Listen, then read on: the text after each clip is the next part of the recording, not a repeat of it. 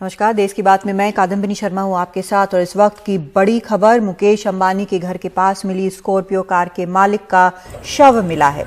देवेंद्र फडणवीस, जो कि पूर्व मुख्यमंत्री हैं और राज्य के गृह विभाग को भी देखते रहे हैं, उन्होंने आज विधान भवन में मुद्दा उठाया है। फडणवीस ने केस के कल तक के जांच अधिकारी सचिन वाजे की भूमिका पर सवाल उठाया है।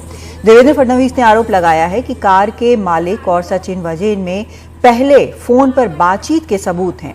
देवेंद्र फडणवीस ने कार के मालिक मनसुख हिरेन के व्हाट्सएप कॉल की जांच की मांग की और जांच एनआईए को देने की मांग की। कल रात 8 बजे के बाद से मनसुख हिरेन गायब थे। आज सुबह 10 बजे के करीब मुंब्रा रेती बदर में उनका शव मिला।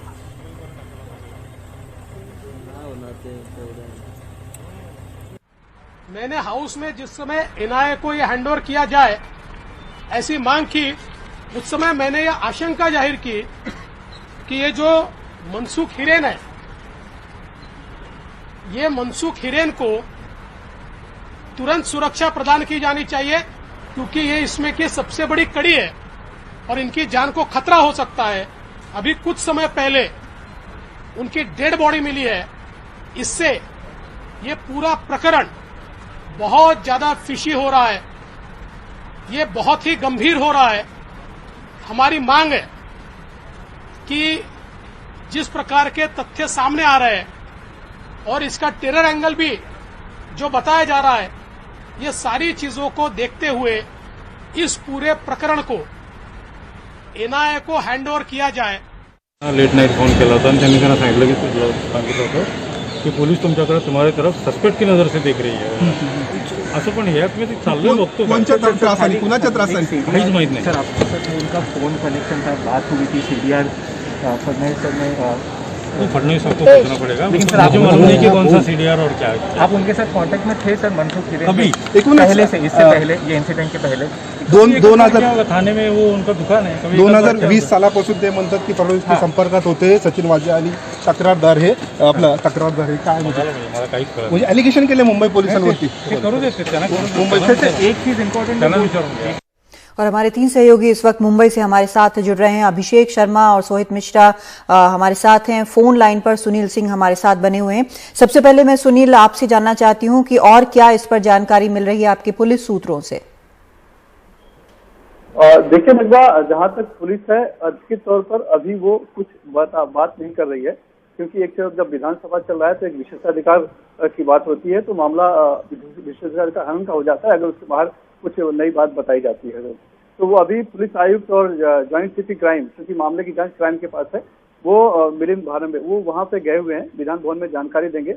उसके बाद शायद गृह मंत्री इस बारे में अधिकृत तौर पर बयान दे सकते हैं। लेकिन अब तक की जो जानकारी है कि वो स्कॉर्पियो जो कि मुकेश अंबानी की जो बिल्डिंग है एंटालिया के पास मिली थी, लावारिस मिली थी और उसमें जिलेटिन की छड़ें मिली थी, वो जिस शख्स की थी, यानी जिनकी कार के जो मालिक थे वो मनसुख हिरेन, जिनसे पूछताछ भी हुई थी, उनका शव जो है वो मुंब्रा में मिला है और रेती बंदर है वहां पर। और ये जानकारी मिल रही है मुंबई पुलिस के सूत्रों से कि उन्होंने खुदकुशी की है। खुदकुशी क्यों की, ये इसका वजह अभी तक साफ नहीं है। लेकिन जो सचिन वाजे, जिनके खिलाफ पूर्व मुख्यमंत्री देवेंद्र फडणवीस ने विधान भवन में भी आरोप लगाया और ये कहा है कि वो मनसुख हिरानी के टच में थे, यानी पहले फोन से उनसे बात हुई है। उन्होंने जुलाई और जून महीने का भी जिक्र किया है उसके तहत कि सीडीआर भी है, तो उनके ऊपर उन्होंने उंगली उठाई है। और वो इस तरह से कि जो आदमी पूरा विक्टिम है इस पूरे मामले में और आईवो जो है, उन दोनों में आपस में किस तरह की बातचीत थी, कैसा संबंध था, ये है। हालांकि सचिन वाजे ने सफाई दी है कि वो थाने में रहते हैं और मनसुख हिरेन भी थाने के बड़े दुकानदार हैं, बड़े व्यवसायी हैं, तो आपस में बातचीत कभी हुई होगी। तो उन्होंने ज्यादातर अभी इससे ज्यादा कुछ बोला नहीं है। लेकिन एक सवाल जो उन्होंने उठाया था और उस सवाल के साथ साथ उन्होंने एक आशंका व्यक्त की थी कि क्योंकि मनसुख हिरेन एकमात्र हैं और बहुत ही बड़े अहम गवाह हैं, तो उनको सुरक्षा दी जाए। लेकिन जब वो बाहर आते हैं तब पता चलता है कि उनका शव मिला हुआ है। तो ये अपने आप में एक बहुत बड़ी कहीं न कहीं एक तो साजिश का एक तरह से सवाल पर उठता है इसमें, या फिर पूरी जांच में किस तरह से जांच जा रही थी। और बड़ा सवाल है कि आखिर ऐसा कौन सा दबाव हो गया था मनसुख हिरेन से कि उन्होंने खुदकुशी कर ली। जी बिल्कुल, आप सुनील बने रहे हमारे साथ। हम सोहित मिश्रा के पास जाना चाहेंगे। सोहित, इस पर देवेंद्र फडणवीस के अलावा भी बयान आ रहे हैं अब? जी बिल्कुल, देखिए सरकार की ओर से ज़रूर बार बार सवाल पूछा जा रहा है। आदित्य ठाकरे कुछ समय पहले यहाँ पर थे, मैं विधान भवन में ही मौजूद हूँ। यहाँ पर अभी आप कह सकते हैं कि मुंबई पुलिस कमिश्नर गए हुए हैं अंदर, वो ब्रीफ देंगे, उसके बाद शायद सरकार की ओर से और भी लोग आकर बातचीत करें। लेकिन आदित्य ठाकरे को जब कुछ रिपोर्टर्स ने घेर कर पूछने की कोशिश की कि क्या कुछ इस पर किया जाएगा, तो उन्होंने केवल इतना ही कहा कि अभी ही उन्हें इसकी जानकारी मिली है, वो भी इस पर और जानकारी ले रहे हैं और उसके बाद ही कोई अधिकृत तौर पर कहा जाएगा। हालांकि ये जिस तरह से हम देख रहे हैं कि पुलिस कमिश्नर भी यहाँ पर पहुँचे हैं और जो जॉइंट सीपी हैं क्राइम के, वो भी यहाँ पर पहुँचे हुए हैं, गृह मंत्री भी अंदर ही मौजूद हैं, साथ ही साथ देवेंद्र फडणवीस जिन्होंने आरोप लगाया वो खुद यहाँ पर मौजूद हैं। तो कहीं ना कहीं कुछ समय में और चीज़ें साफ होंगी। लेकिन जिस तरह से सुनील जी कह रहे थे, जो सवाल हैं वो अब भी पुलिस से भी पूछे जा रहे हैं, क्योंकि अगर जो आपका मुख्य गवाह है जिसकी गाड़ी के जरिए ये सब कुछ हुआ है और अगर उनकी ही मृत्यु हो जाती है तो फिर कहीं ना कहीं सवाल उठना लाजमी है। देवेंद्र फडणवीस के जो कुछ सवाल थे, पहला सवाल तो यही था कि आखिर इनको सुरक्षा क्यों नहीं दी गई, क्योंकि अगर ये सबसे बड़े इसमें गवाह हैं तो इनको सुरक्षा क्यों नहीं दी गई। दूसरा सवाल जो उन्होंने विधान सभा के अंदर भी उठाया, वो ये उठाया कि सचिन वजीर जिन पर वो आरोप कर रहे हैं, वो कह रहे हैं कि जब उस दिन पता भी चला था कि गाड़ी में कुछ विस्फोटक पदार्थ मिल सकते हैं, तब वो वहाँ पर सबसे पहले सचिन वजीर कैसे पहुँचे। उनका कहना है कि कोई दूसरा पुलिस ऑफिशियल जो लोकल पुलिस स्टेशन के कोई अधिकारी वहाँ पर क्यों नहीं पहुँचे। तीसरा सवाल जो उन्होंने उठाया, उन्होंने कहा कि जिस दिन ये गाड़ी इन्होंने छोड़ दिया था और उसके बाद ये कैब करके गए थे, ये क्रॉफर्ड मार्केट गए थे। कहीं ना कहीं उनका इशारा यह है कि क्रॉफर्ड मार्केट के पास ही में जो पुलिस कमिश्नर है उनका दफ्तर होता है, तो इसकी भी जांच करने की मांग कर रहे हैं कि क्या वो कहीं वहीं पर सचिन वजीर से तो मिलने नहीं गए थे, क्या उनके किस तरह के रिश्ते हैं, इसे लेकर बार बार सवाल उठाए जा रहे हैं। सीडीआर की रिपोर्ट लाई गई है जिसमें जो कॉल डिटेल्स हैं वो सारी चीज़ें लाई गई हैं और ये भी कहा गया है कि इन दोनों के बीच में पहले से ही बातचीत होती थी। तो ऐसे कई सवाल देवेंद्र फडणवीस ने ज़रूर उठाए हैं। प्रशासन केवल यही कहा कि इसके ऊपर और जानकारी ले रहे हैं, लेकिन अभी क्योंकि पुलिस उसके बाद शायद कुछ समय बाद गृह मंत्री मीडिया से बातचीत करें या फिर शायद पुलिस कमिश्नर खुद बातचीत करें, क्योंकि कहीं ना कहीं सवाल के घेरे में केवल मुंबई पुलिस नहीं बल्कि पूरी की पूरी सरकार है, क्योंकि उनसे ही सवाल पूछा जा रहा है। विधान भवन में कहीं ना कहीं लॉ एंड ऑर्डर को लेकर भी प्रशासन को घेरने की कोशिश की गई है। जी, शुक्रिया सोहित आपका इस पूरी जानकारी के लिए। हम अब अभिषेक शर्मा का रुख करते हैं। अभिषेक, सिर्फ इस एक डेवलपमेंट से जो मनसुख हिरानी का जो शव मिला है, उसके बाद मामला बेहद ज्यादा उलझा हुआ नजर आ रहा है। न सिर्फ जांच बल्कि मुंबई पुलिस, सरकार, सबके लिए मामला कॉम्प्लिकेट हो गया है। किस तरह से?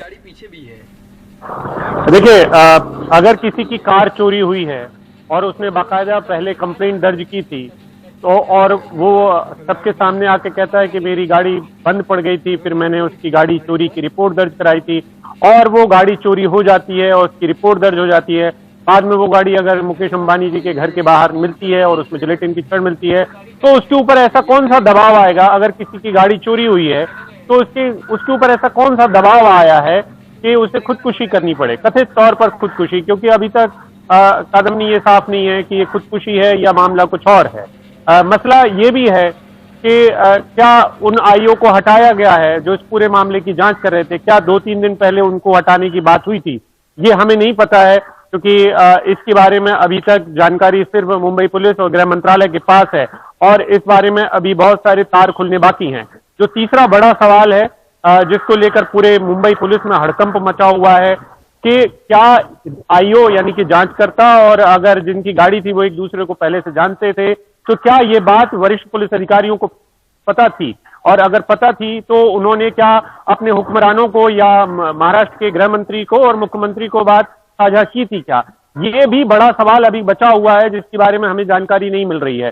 तीसरी बात यह कि क्या अगर दो लोग एक दूसरे को इतना करीबी से जानते हैं, अगर हम देवेंद्र फडणवीस की बात कर लें, मान लें कि दोनों एक दूसरे को जानते थे, यानी कि स्कॉर्पियो के मालिक और जो जांच अधिकारी हैं, तो क्या उनको कैसे सबसे पहले पता लग गई कि इस गाड़ी में कुछ विस्फोटक है?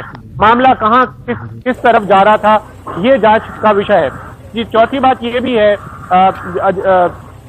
कादम्बनी, वो ये कि मुकेश अंबानी देश के सबसे बड़े इंडस्ट्रियलिस्ट हैं, उद्योगपति हैं, उनकी सुरक्षा केंद्रीय जांच एजेंसियों के पास है, केंद्रीय सुरक्षा उनको है, सीआईएसएफ की जो इंडस्ट्रियल यूनिट है वो उनको सुरक्षा प्रदान करती है, तो एक तरीके से केंद्र की निगरानी में वो रहते हैं।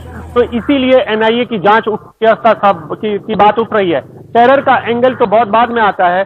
पहला सवाल ये है कि क्या राजनीतिक एक बड़ा भूचाल इस जांच की वजह से आने वाला है, क्योंकि ये मसला सिर्फ और सिर्फ एक स्कॉर्पियो के पकड़े जाने का नहीं है, बल्कि उन स्कॉर्पियो के जो मालिक हैं उनकी संदिग्ध मौत का है।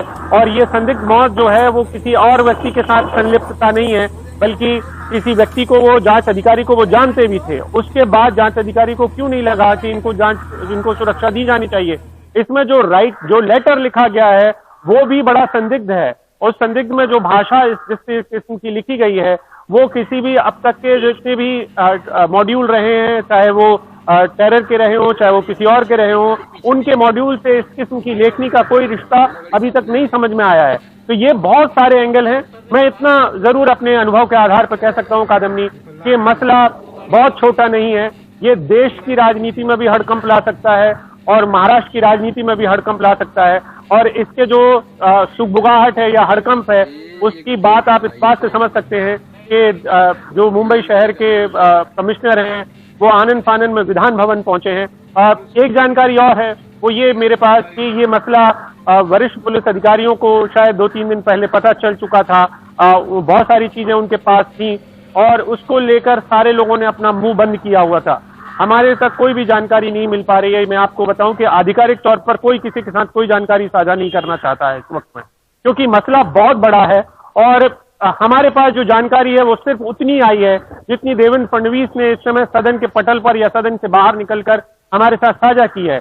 बहुत सारी जानकारियां ऐसी हैं हमारे पास और पुलिस महकमे के लोगों के पास भी, जिनको वो अपने पास रखे हुए हैं। और मुझे पूरा भरोसा है कि राज्य के मुख्यमंत्री को और गृह मंत्री को भी वो सब जानकारियां होंगी। लेकिन ये मसला उतना सीधा सपाट नहीं है। क्या इस मसले में बहुत कुछ ऐसा है जिसको छुपाने की कोशिश की जा रही है? ये सवाल इसलिए उठ रहा है क्योंकि जांच अधिकारी से लेकर बाकी के जो एक्ट रहे हैं अब तक, जो उनकी कार्रवाई रही है, उसमें पारदर्शिता की कमी है। और अब एक जो सवाल विपक्ष उठा रहा है कि इसकी जांच एनआईए को देनी चाहिए, ये सवाल इसलिए वाजिब भी उठ रहा है क्योंकि मुकेश अंबानी केंद्रीय सुरक्षा में है इस वक्त में। उनको महाराष्ट्र की सुरक्षा भी मिलती है, लेकिन उनके साथ जो गाड़ियां चलती हैं और उनकी जो सुरक्षा का बंदोबस्त है वो एक सेंट्रल एजेंसी के पास है। तो जाहिर सी बात है कि सेंट्रल की सरकार या केंद्र की सरकार भी इस बात को लेकर दबाव बनाएगी कि जांच निष्पक्ष हो। इसलिए, और इसमें टेरर का मॉड्यूल की सवाल उठा था, तो क्यों ना इसकी जांच एनआईए को दे दी जाए। लेकिन ये जरूर है कि ये आने वाले वक्त में बड़े भूचाल की ओर इशारा कर रहा है। कादम जी, बहुत शुक्रिया आपका अभिषेक इस पूरी जानकारी के लिए। तो कई सवाल हैं और अनसुलझे सवाल हैं। अभी ये डेवलपिंग स्टोरी है। वहां पर जैसा अभिषेक और सुनील दोनों ने बताया कि जो मुंबई के पुलिस चीफ हैं वो विधान भवन पहुंचे हुए हैं। अभी वहां पर जो हुक्मरान हैं उनसे बातचीत होगी, उसके बाद कुछ और चीजें साफ होंगी। लेकिन ये जरूर है कि ये इतना बड़ा मामला है, इतना उलझा हुआ मामला है कि इसके कारण राजनीतिक भूचाल जैसी स्थिति लग रही है वहां पर। और अभी जैसे जैसे और जानकारी आएगी हम आपसे साझा करते जाएंगे। फिलहाल एक छोटा सा ब्रेक लेते हैं।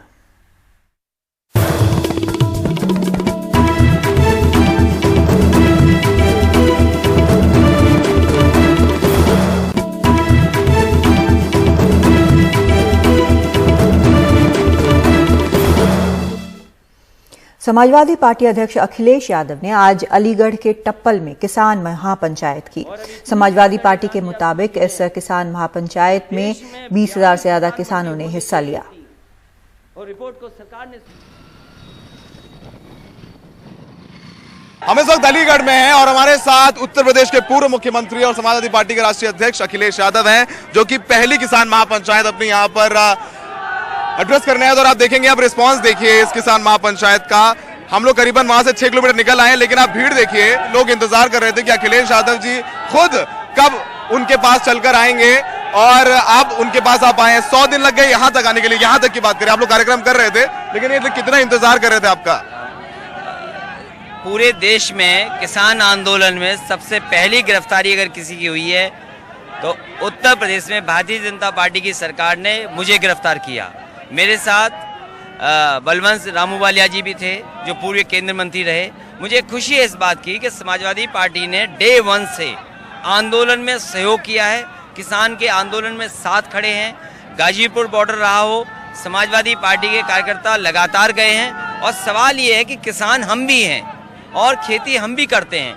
खेती अगर हम करते हैं तो खेती के सवाल पे हम सब एक हैं। चुटकुली योगी जी ने लाल टोपी को लेकर के, उस पर आपका क्या रिस्पांस है? देखिए, लाल टोपी हम कैसे दिखते हैं ये अच्छी बात है, खराब बात है, सुंदर दिखते हैं, खराब दिखते हैं, लेकिन यकीन से मैं कह सकता हूं अगर मुख्यमंत्री योगी जी एक बार लाल टोपी पहन लें सबसे सुंदर वही दिखेंगे। अब लाल टोपी पहनने के लिए कह रहे हैं और आने वाले समय में सरकार बनने जा रही है।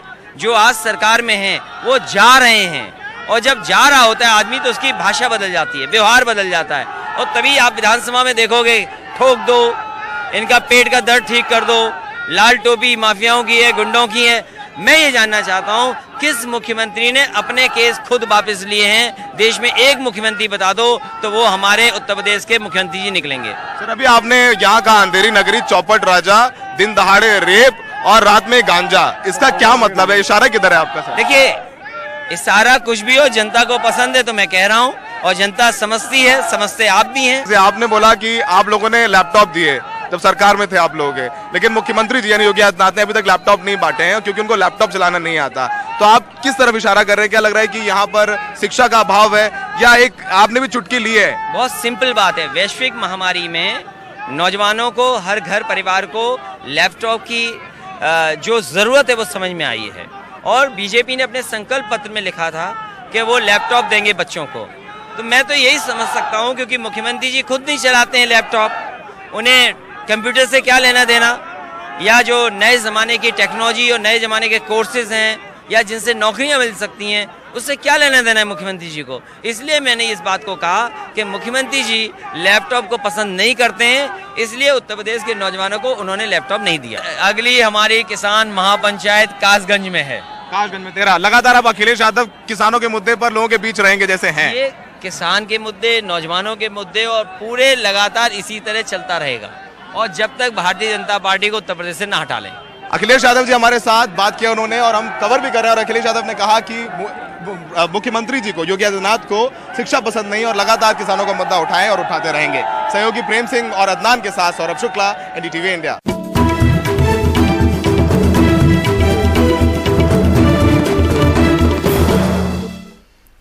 मध्य प्रदेश पहले से ही व्यापम की वजह से बदनाम था। अब प्रोफेशनल एग्जामिनेशन बोर्ड की एक और परीक्षा में गड़बड़ी के आरोप लगे हैं। उम्मीदवारों की मांग है कि इसकी जांच सीबीआई या लोकायुक्त से करवाई जाए। मुख्यमंत्री ने फिलहाल मामले का संज्ञान लेते हुए जांच के आदेश दे दिए हैं। सेब को आमतौर पर कितने मीटर के अंतर पर लगाया जाता है? सही जवाब 6 बाई 6 मीटर, व्यापम 4 बाई 4 मीटर। शामिल या उपलब्ध उर्वरक तत्व की मात्रा से उपज के संबंध सहित डील करने वाले एग्रोनॉमी के अध्ययन को क्या कहा जाता है? सही जवाब मिट्टी की उत्पादकता, व्यापम एग्रोबायोलॉजी। निम्नलिखित में से कौन सा गन्ने के घासीय प्ररोह रोग का कारण है? सही जवाब माइकोप्लाज्मा, व्यापम जीवाणु।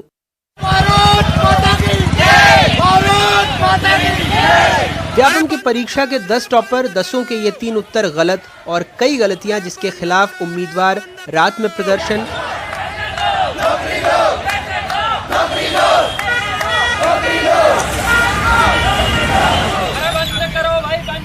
दिन में प्रदर्शन,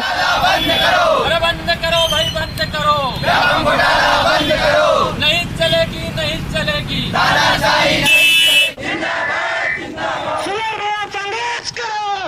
दंडवत होकर सरकार तक अपनी बात पहुंचाने की जिद ठाने बैठे थे। मध्य प्रदेश के छात्र एक बार फिर गुस्से में हैं। व्यावसायिक शिक्षा मंडल यानी व्यापम की वरिष्ठ कृषि विकास अधिकारी और ग्रामीण कृषि विस्तार अधिकारी की परीक्षा से इन छात्रों का आरोप है कि परीक्षा में खूब धांधली हुई। शीर्ष 10 स्थान पर काबिज उम्मीदवार एक ही कॉलेज से बीएससी हैं। इन्हें परीक्षा में एक जैसे अंक मिले हैं। इनके प्रश्न पत्र में गलतियां भी एक जैसी हैं।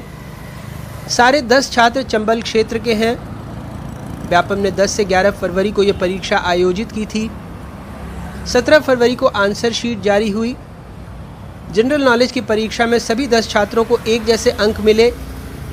यहाँ तक कि इन सभी ने जिन सवालों के गलत उत्तर दिए वो भी एक जैसे हैं। 200 नंबर की एग्जाम हुई थी, उसमें 100 नंबर का एग्रीकल्चर पूछा गया था और 100 नंबर का सीसेट पूछा गया था। अब जो 100 नंबर का एग्रीकल्चर पूछा गया था उसमें व्यापम द्वारा त्रुटिवश 3 प्रश्नों के गलत उत्तर दे दिए गए थे।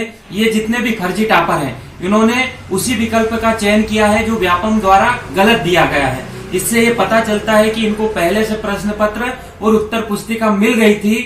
इसके साथ ही 2012-13 में जो व्यापम घोटाला हुआ था, इनमें से 2 छात्र ऐसे हैं जिनका 2012-13 के व्यापम घोटाले में भी नाम है। उम्मीदवारों ने जब प्रदर्शन किया, शिकायत की, तो मुख्यमंत्री ने ट्वीट कर जांच के आदेश दिए। एग्जाम के अंदर शिकायत आई है कि इसमें एक ही जगह के 10 लोगों को एक जैसे नंबर मिले हैं और वो पढ़ने में 4-5 साल से फेल हो रहे थे। तो जो विद्यार्थियों ने और बाकी जगह शिकायत आई थी, माननीय मुख्यमंत्री जी ने भी आज कहा कि आदेश दिए हैं। हमने भी चेयरमैन को बुलाकर और निर्देश दिए थे और जांच चल रही है और जो भी दोषी होगा उसके खिलाफ कार्रवाई की जाएगी। कांग्रेस भी कह रही है परीक्षा में धांधली हुई है क्योंकि टॉपर्स की शैक्षिक पृष्ठभूमि अच्छी नहीं रही।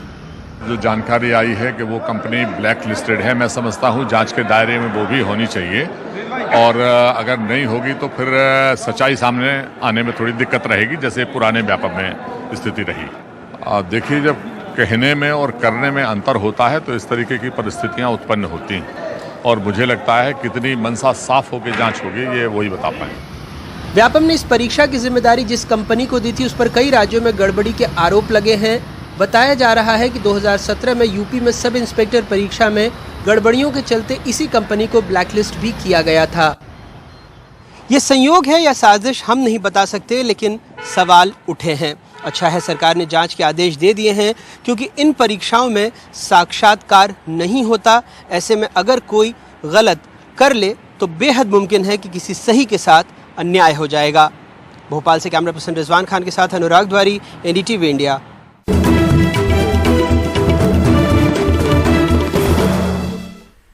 राजस्थान के दौसा से झूठी शान के लिए अपनी ही बच्ची की हत्या का मामला सामने आया है। 21 साल की लड़की, गांव के घर वालों ने दूसरी जाति के लड़के से शादी से इनकार कर दिया। लड़की की शादी किसी और से कर दी गई। लड़की और उसके प्रेमी ने जयपुर जाकर हाईकोर्ट से गुहार की तो हाईकोर्ट ने पुलिस को दोनों को सुरक्षा देने का निर्देश दिया, लेकिन इसके बाद युवती की हत्या कर दी गई। 19 साल की पिंकी को उसके ही पिता ने मार डाला। पिंकी रोशन से प्यार करती थी, लेकिन उसकी शादी किसी और लड़के से कर दी गई। पिंकी और रोशन हाई कोर्ट तक गए और कोर्ट ने स्थानीय पुलिस को आदेश दिया कि उन्हें सुरक्षा दी जाए, लेकिन पैसों की जरूरत पड़ी। पिंकी और रोशन अपने घर दौसा लौट आए और यहाँ पिंकी के घर वालों ने रोशन के घर पे हमला बोल दिया। पिंकी को उठा ले गए। किस तरह से हमला हुआ और कैसे लोग आपके घर में घुसे हैं? मैं यहाँ पे आया था, 1:30-2 बजे के आसपास आया था। तो पापा यहाँ पे नहीं थे। तो पापा बाजार की तरफ से पापा आए तो पापा ने बोला, अचानक से देख के पापा घबरा गए। फिर पापा कागज लेके कोतवाली थाने में चले गए। तो उनसे पहले ही उन्होंने कहीं सूचना मिल गई थी कि हम आए हुए हैं, तो उन्होंने वहीं से पहले से ही प्लानिंग बना के 20 एक औरतें थी, 15 एक आदमी थे। उन्होंने पहले से ही प्लानिंग बना के उन्होंने तुरंत पापा को जाते ही यहाँ पे हमला बोल दिया। और तब तक हमला होके वो ले गए उसको यहाँ से? हाँ, 10 मिनट के अंदर अंदर सारा काम तोड़ ताड़ के सब कुछ ले गए थे। मेरा फ़ोन भी तोड़ा गया था। मेरे फ़ोन की डिस्प्ले यहीं पे है उसी दिन। हमले के करीब 3 दिन बाद पिंकी के पिता ने उसे जान से मार दिया और फिर थाने में पहुंच के गुनाह कबूल किया, लेकिन पुलिस का कहना है कि उन्हें सूचना नहीं थी कि पिंकी और रोशन जयपुर छोड़ के वापस दौसा लौट चुके हैं, इसलिए सुरक्षा में चूक हुई है। और आज फिर मॉर्निंग के अंदर लगभग 3 बजे के आसपास ये जो मृतका का जो अपने फादर है ये थाने पे आता है और थाने पे आके ये बताता है कि मैंने मेरी बेटी को मार दिया है। और इसके ऊपर फिर यहाँ से पुलिस वहाँ पे मौके पे पहुँचती है। ठीक है, फसल टीम को बुलाया जाता है। हमने भी मौका देखा है और अभी आगे की कार्रवाई जारी है। गला घोट के मारा है। अभी प्राइमा फेसी जो निकल के आ रहा है, क्योंकि गले के ऊपर मार्क्स हैं लिगेचर, और अभी यही देखने में आया कि गला घोट के मारा गया है। लेकिन पुलिस से ज्यादा सवाल उस समाज पे उठता है जो अलग अलग जाति के लोगों के प्यार को नहीं समझ पाता है। ये घटना होने से पहले ही अगर किसी को पता पड़ जाए तो खुशी खुशी उनका है जो इस तरीके से आगे होकर के बढ़ चढ़ करके दोनों का मिलाप कराना चाहिए। मतलब इन बच्चों ने कोई गुनाह नहीं किया? गुनाह नहीं किया इन्होंने कोई। इस केस में 9 लोगों को अब पुलिस ने गिरफ्तार किया है। एक पिता जिसने अपनी ही बेटी को मार डाला और यहां इस पुलिस स्टेशन में आकर अपना गुनाह कबूल किया। उस परिवार के 8 और महिलाएं जिन्होंने पिंकी के अपहरण में मदद करी। और पिंकी का गुनाह क्या था? वो एक दूसरी जाति के लड़के से प्रेम करती थी। दौसा से हर्षा कुमारी सिंह, एनडीटीवी इंडिया के लिए। तो देश की बात में आज इतना ही।